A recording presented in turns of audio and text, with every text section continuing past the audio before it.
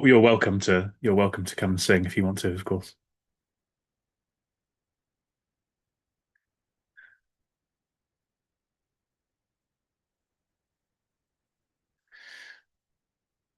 Great. So, thank you for joining this session today on the Safety Roundtable. Great to see lots of you live on Zoom, and people are going to be joining on the replay, listening to this as a podcast, etc., as well. So, welcome to you wherever you are joining us from. This is going to be the last of the safety roundtables for the summer. So we're going to have a little break over August due to holidays and so on and so forth. And then we'll be back in September and back into our fortnightly rhythm of safety roundtables. So just quickly, if you haven't joined one of these before, it's a live interactive session to discuss a topic. Very much welcome involvement, particularly today, in this discussion about the state of safety and where we're at, and is the traditional way of doing safety possibly coming to an end? That's the topic we're going to be talking about today. I think it's something that's worth discussing. It's a big trend that we're seeing over the years, adding more and more stuff into the safety role, or giving more and more stuff for the safety professional to do. Safety showing up in different aspects of organizations, um, reporting into different functions within organizations, ESG going on. There's loads and loads of stuff that is happening in terms of big trends. And for me, that warrants a discussion about, what does that mean for us? How should we respond to that?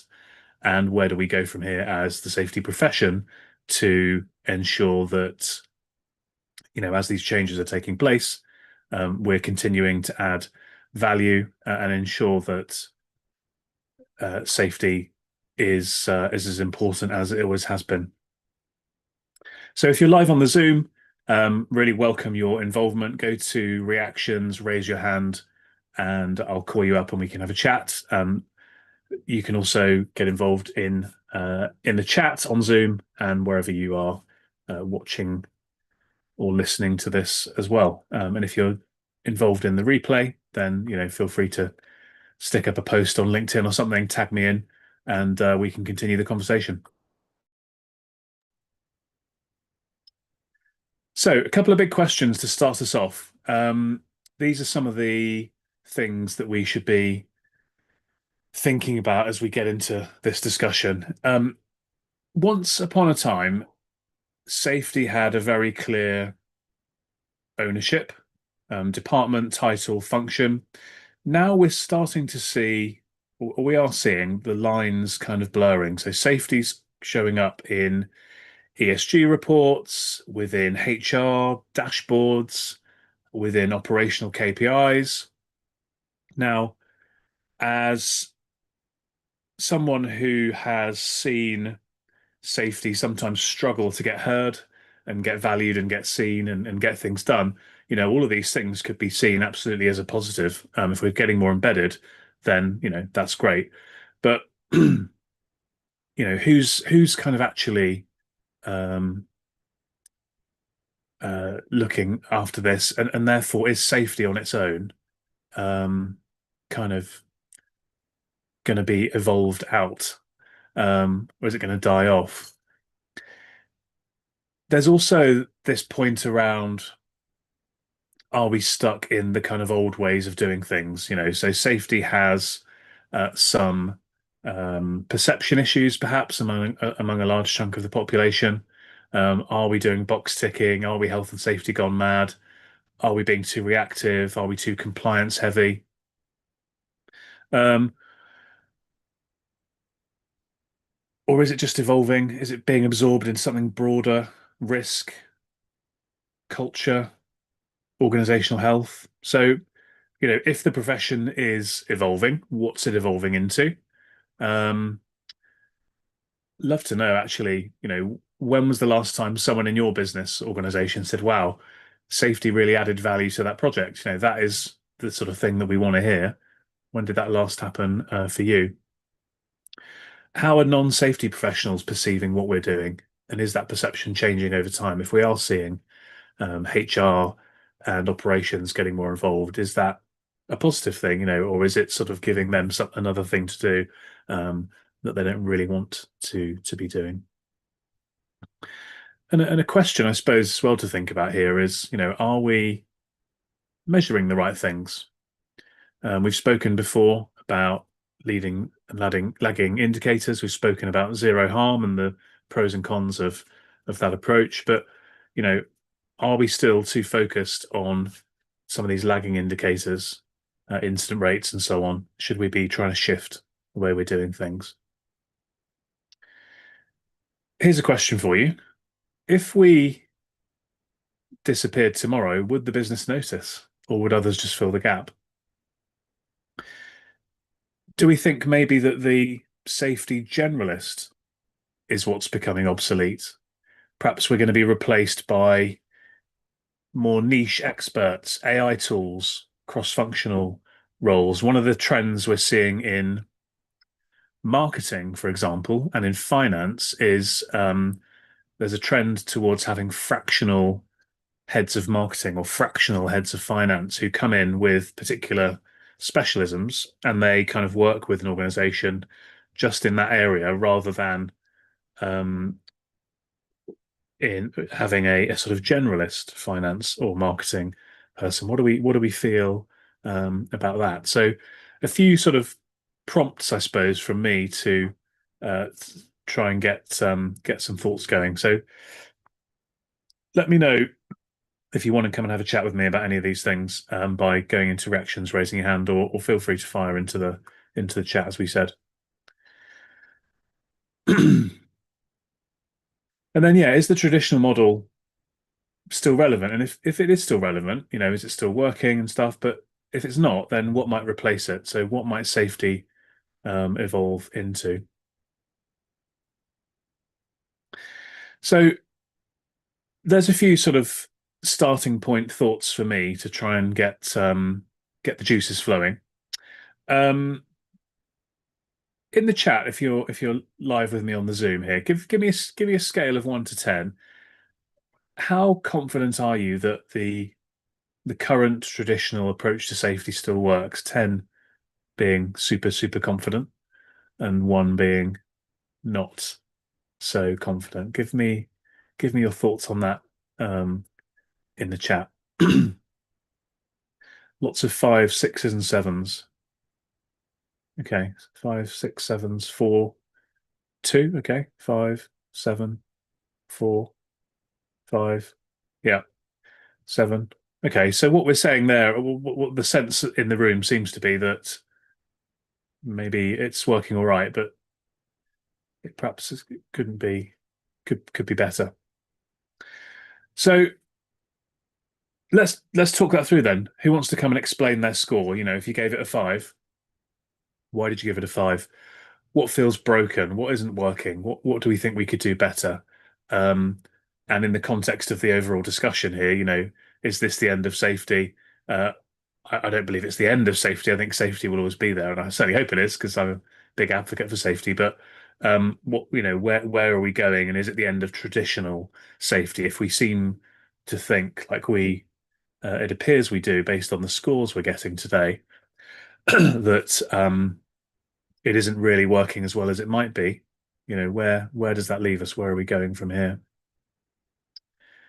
Arvin's put in the chat, put 5 as our current approach prevents many obvious risks, but it feels very reactive. We're good at responding to incidents, but not as strong at anticipating new risks or truly understanding human factors in complex situations. It often feels like a tick box exercise rather than deeply embedded in our operations. I think that's a really strong series of points that you've made there, Arvin. I'm sure people would echo that, and it does ring true with my experience. Adele, we need to keep up more with the changing workplace. Yeah, the workplace obviously has evolved hugely, particularly, since 2020 and the pandemic.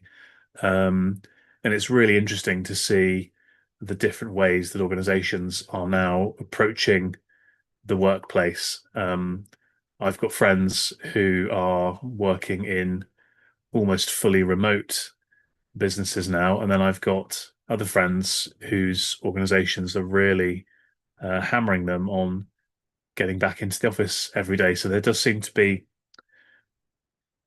a very broad section of approaches to managing the workplace, and therefore that's going to impact on us as safety professionals in terms of what do we need to do to respond to that. Another comment here: there's still a negative safety culture in some areas, and people are reluctant to change. Yeah, that always reminds me of the cartoon where you have on the one hand, on the one side of the page, it's who wants change, and everyone's got their hand up in this big audience. And then on the other side of the page is who wants to change, and nobody has got their hands up because we like the idea of change, but we don't really like changing that much ourselves. Yeah, follow up about the workplace bit. Younger generation coming in and move from more traditional workplaces and way of working. Yeah, so my I played golf on the weekend with my sort of I don't know if you call him my half brother-in-law, but he's my wife's half brother. So he's my brother-in-law, but he's a younger half sibling to my wife, and he was saying to me, I was asking him about his work and everything, and he said to me, pretty much his whole university career and the start of his career, he's on a graduate sort of scheme now. It's all been in this kind of hybrid Zoom Teams focused world. And, that's so different to what those of us who are like me in 40s and even people in 30s, obviously, experienced in the past, so different. And they won't understand, I guess, how these things used to work before because they've never experienced it. So yeah, we do need to really think about that. And as you say, Adele, it's not a negative, just an observation. Um, Nicholas, people pay lip service, especially in my area of road safety, until there was an incident due to mobile device connectivity. Businesses don't see a problem until it's a cost them some money, cost them losses, both monetary and physical. Well, as the victim of uh, a car crash in 2012, um, which is actually what fueled my passion for this world of safety that we are working in. You may have heard me tell the story before, but in short, I was walking along the road and a car lost control, mounted the curb, and ran me over. That's what got me interested in safety. Um, yeah, I can tell you that road safety is definitely very important to me and a topic that is close to my heart. But I can absolutely see um, an organization being reluctant to invest until such time they've suffered some kind of loss, as you say. I suppose that's the challenge for us to think about how we can influence and persuade. And again, another great example there of how safety is changing and evolving. That, we've gone from 20 years ago, safety being almost certainly fully compliance driven, um, filling in forms and so on, to now, needing to be an influencer, a persuader, a communicator, um, a function that can drive change in an organization. So yeah, it's definitely a challenge and an opportunity that rings true.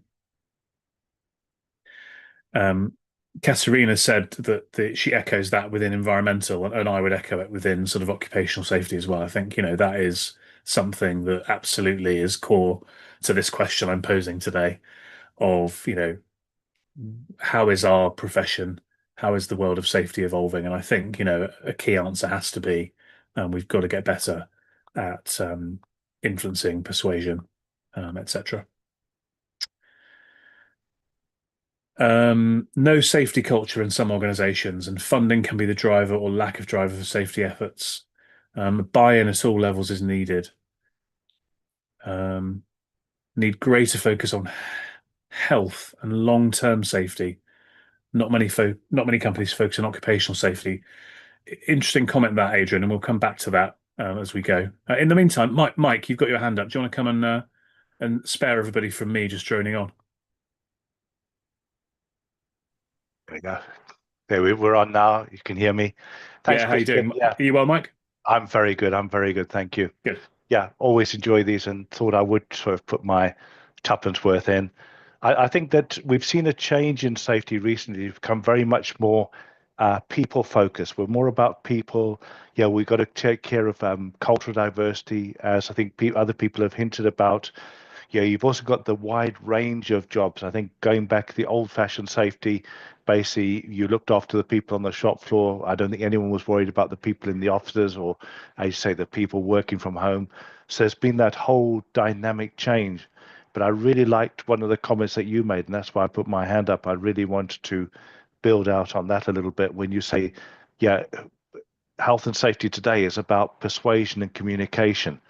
It's about yeah, rather than using a big hammer to get your point across. You need to sometimes be a little bit more subtle and yeah, Mm, work with people and influence people more than just lay the law down. And I think that's one of the big changes. And I see on a daily basis, health and safety people who are battling to make that transition. mm. Yeah, yeah, yeah. No, thanks, Mike.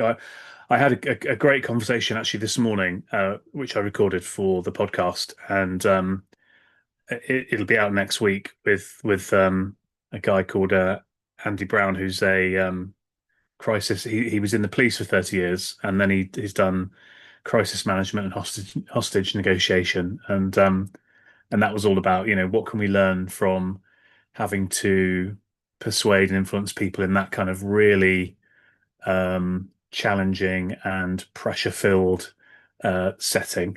But what can we take away from that and learn to go away into our businesses where hopefully we're not dealing with things like that, obviously on a regular basis at all. But yeah, what lessons can we learn from that and go away and implement? So I think I think that would be.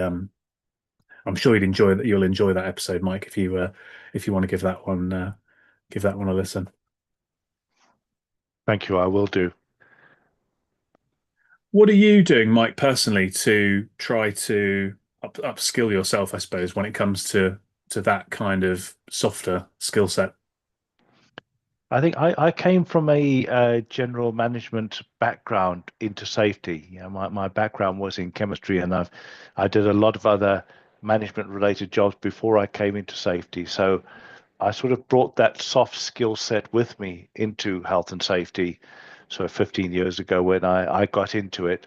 So for me, it's been a fairly natural development that I've had of my workplace. But I have had some a little bit of conflict with an employer previously where they were still very much stuck in the old mentality of that it's all about compliance and we just got to look after Yeah. compliance and we don't have to look after the people. So yes, very much so. I think I've been there, but sometimes you get employers who've not made that same transition, and that Hmm. becomes tricky as well. Yeah. One of the things I always think about is trying to come up with analogies to explain the point that will resonate with the audience. So in that kind of example, I suppose, and I haven't thought about this too much, I guess, but I'm just sort of rocking and rolling with it off the top of my head. I wonder if there's an analogy there about, compliance is kind of we would see, I'm sure everybody on this call would see that as kind of the bare minimum, and we should be striving for something well beyond that. But I wonder whether, therefore, we can try and put compliance into a an analogy of um, I don't know, something like maybe if you're in a factory, your production, it's kind of your bare minimum production ratio or something like that. And actually, what you as the business want is you don't want to be making 1,000 of these a week and therefore not making any profit. You want to be making 1,500 a week, and that's how you actually achieve your success. I don't know whether there's maybe something there just off the top of my head as a way of trying to get that point across. It's going to be different for every single organization, obviously, but because people are going to care about different things. But yeah, I don't know if you've come across anything like that, Mike. I've not really, no, but that is a really good point. I think that's a nice way of putting it. And yes, going beyond compliance was always the buzzword that we've used, and doing that bit more, and being there for our people. I think those are sort of concepts I've used to drive these changes, and mostly they've had a good reception. I think when Hmm. you see, and they see that you get the people behind you as well. Um, yeah, it does work. And another I'm a really big advocate also of the nudge factor. So Yeah, when you see particularly middle management where the problem usually lies, when you see them doing the right thing, recognize it, make it easier yeah, for them to do the right thing to support their people. yeah. And it's that sort of influencing once again, which is very much part of your health and safety role today, which Hmm. it probably wasn't 20 years ago when I first got into the industry. Yeah, yeah. No, absolutely. Yeah, absolutely. Good stuff. Well, thank you, Mike. Feel free to chip in again if anything else springs to mind. If I ever manage to say anything else that's of value, then I'd always appreciate you letting me know. Um, so here's a question to try and get some more feedback. If you could change one thing about safety tomorrow, if you had the power to change one thing, imagine you were the Prime Minister or something, and you could just change one thing about safety, what would you change about safety? This might try to focus us in on where perhaps there is that room for us to change and where the world of safety is evolving into by way of where there are some challenges and potentially problems that we perhaps could be doing a little bit better on. Let me know what your thoughts are in the chat on that, or if you want to come and chat to me as well, then feel free. Richard, how are you doing today? Hi, Christian. Busy as ever, which is always good, better than sitting twiddling the thumbs. That's true. Yeah. Um, if there was one thing I would change if I had the power, I would actually make it a mandatory requirement that directors have to have a qualification in health and safety. Yeah. It's when somebody starts out as a one-person business, they're only hurting themselves. But as soon as they employ just one person, the full weight of UK law applies, other than having to write down the risk assessments. Hmm. But as businesses grow and you take on more management personnel, you take on a health and safety professional, the directors quite often don't understand the true legal implications on themselves, especially if Yeah. something goes wrong and all of a Mm. sudden the HSE, the police, the local authority, the judiciary are actually involved. A lot of people don't know, especially in SMEs, don't know the potential for Section 37 under the consent and connivance if you've agreed to do something wrong or sort of ignore something so you can get something actually done Yeah. from that point of view. So I would make it mandatory that directors have to have some form of meaningful qualification so they don't necessarily know the technical ins and outs of legislation, but as much as anything else, they know the court process Yeah. from the point of the charge or the indictment is being read out to them in court, and Hmm. then working backwards through how the courts work, how an investigation works to you've had this incident on your site, whatever it was. And if you'd led health and safety proactively and managed it, you wouldn't now be stood in the dock. Yeah. Yeah. Out of interest, Richard, what do you think that could or should look like? Because obviously, if you think about something like a NEBOSH, that's going to take a quite considerable amount of time to do. Is that the kind of thing you think, that level, or do you think something a bit sort of less than that, or where would you suggest? I don't think it matters who the accrediting kind of body is. I don't think they need to do a 2-week certificate course or a sort of 6-week diploma course.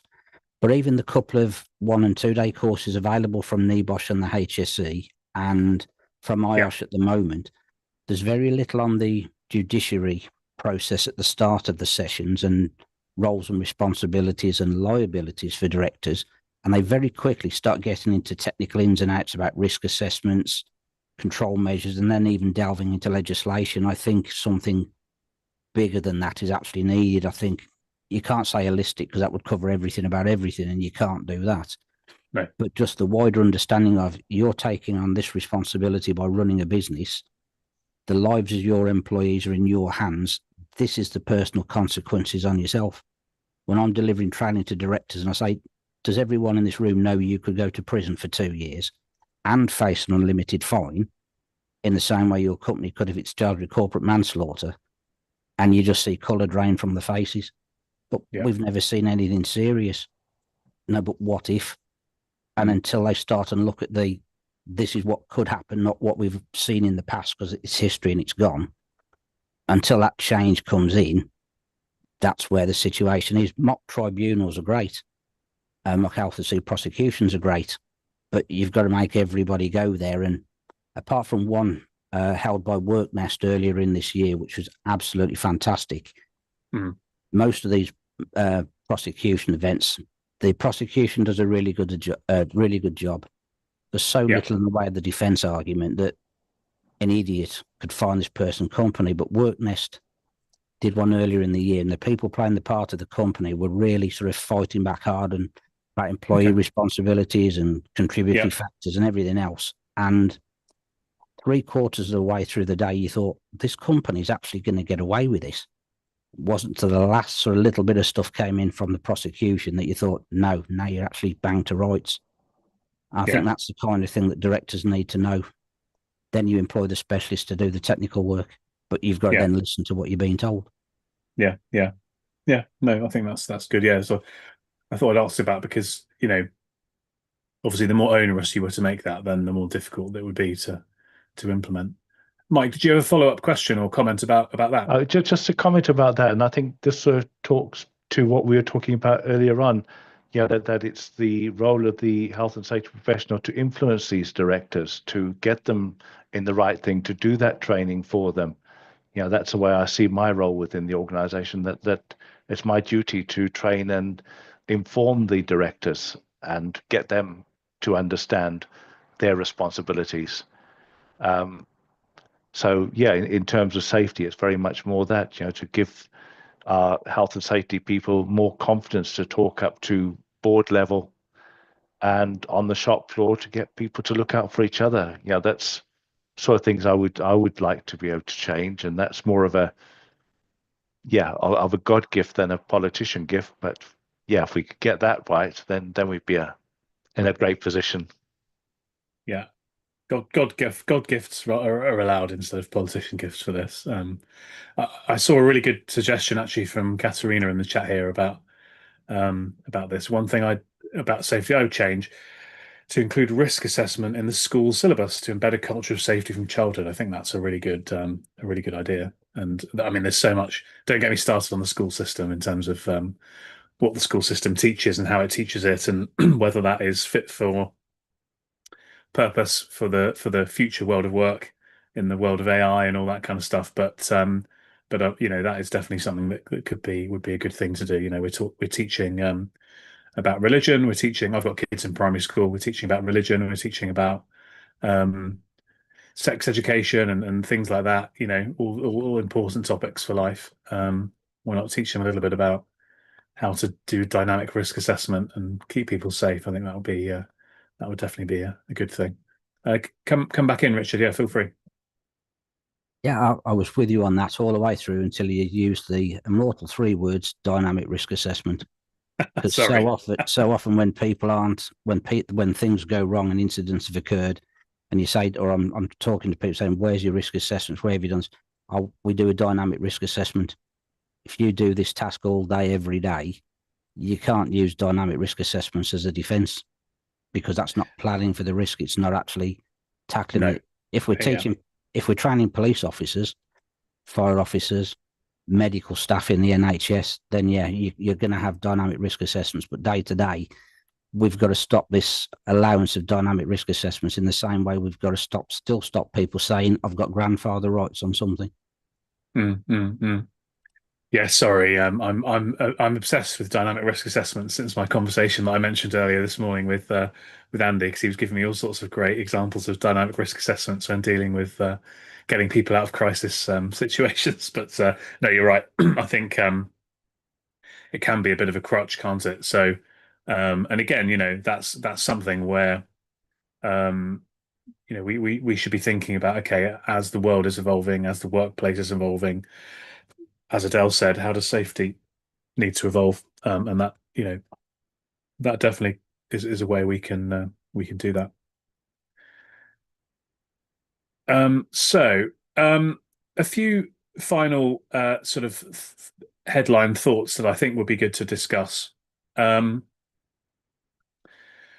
we talking here about safety disappearing, or are we talking about safety evolving? And I suppose, what does value look like in the new safety landscape? So, as I said earlier, really, some people would say safety's stuck. It's very much about box ticking. It's very compliance heavy, compliance driven. Is that going to cut it in the new world?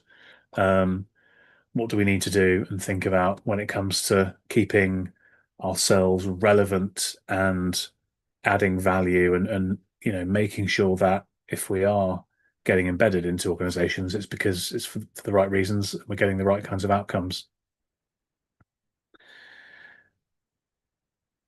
Who owns safety? I'd be interested to know, actually. Let us know in the chat, if you're in an organization, who do you actually report into? That would be an interesting thing for us to think about. There's quite a few of us on this call. Who do you actually report into? Do you report into the CEO or the MD? Do you report into HR? Do you report into ops? Is there a risk function? Because I think, that piece has definitely changed quite a lot over the years in terms of who is owning that safety. And ultimately, as I'm sure Richard would say, the CEO owns that risk, ultimately, from a legal perspective. But safety used to be just about safety, and then it was health and safety, and now it's environment, health and safety, and then it's mental health, and then it's we're adding all things on, and then we're moving to a different place, and we're reporting into different people. So we've got some COOs, MDs, deputy chief execs. So even within those few comments, excuse me, we're seeing that we're reporting into different places. So I suppose a question for us here is, are we fighting too hard to protect our turf, or conversely, are we fighting hard enough? Are we trying to drive the agenda and shape where we sit, or are we going where the business feels that it needs us? Mike said he didn't come from a safety background. Using Mike as an example to make a wider point, could the best safety leaders of the future come from outside of safety? Are the people to whom we're reporting going to end up being the best safety leaders ultimately, in one way or another? And then I suppose something else to think about is, if we're shifting around and we're not quite sure where we fit and we're going into different places within the organization, how well are we evolving the way we do things to fit in with the language of business? How well are we able to quantify the benefits that we're bringing? How well are we able to explain the value that we offer, and make sure that that is understood by these other people? And again, that goes back to the point we made about fitting in and bringing value, and making sure that we're persuading and influencing the right sorts of people. Here's a comment. Some of the best safety people I know came from production backgrounds. At that time, production came first, but once they changed roles, they knew everything that was wrong, and they started to drive changes. Yeah, that's that.